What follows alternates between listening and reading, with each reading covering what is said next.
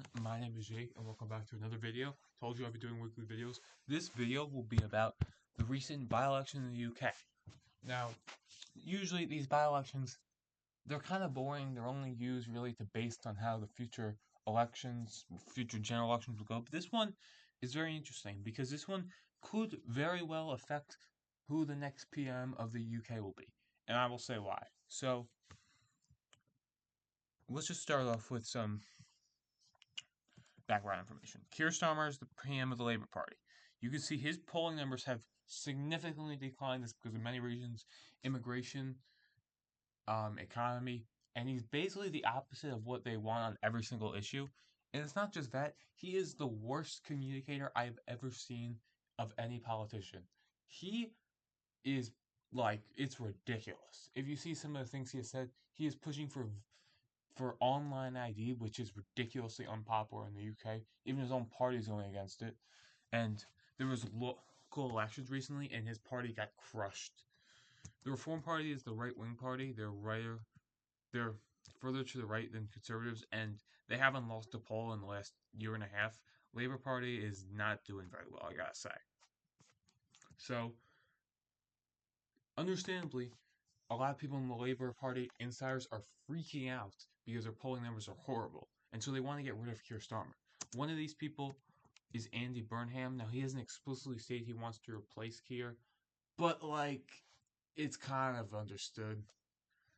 There was a by-election here because someone resigned to try to get him into Parliament because he was the mayor of Manchester. And these were the polling numbers. He was polling around 48%, which would have won him, but he ended up winning in a pretty big win by around 20 points, which is very important because it signals to the party that he's able to take away a lot of Reform supporters. Because in the 2024 election, they won by around the same amount of votes. So this kind of signals that he's able to push the party to better polling numbers.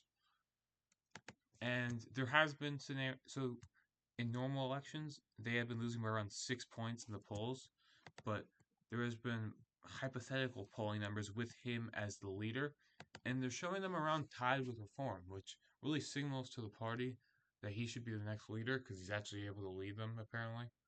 So, we're going to have to see where that goes. In the meantime, Keir Starmer's approval ratings, I'm going to try to find them, but they're not very good.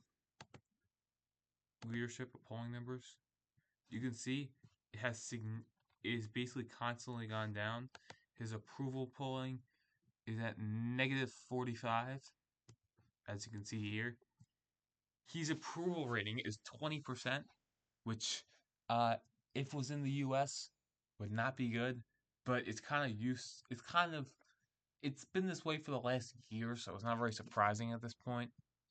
You can see literally immediately when he took power, his approval ratings just got crushed, and they've been negative for the past 90% of his premiership, which I believe is what they call it. So we're gonna have to see where this goes. This is gonna be very interesting to watch. I actually like watching the UK politics because it's less stressful than watching your own politics. But thank you guys for watching. My name is Jake, and I will be back tomorrow.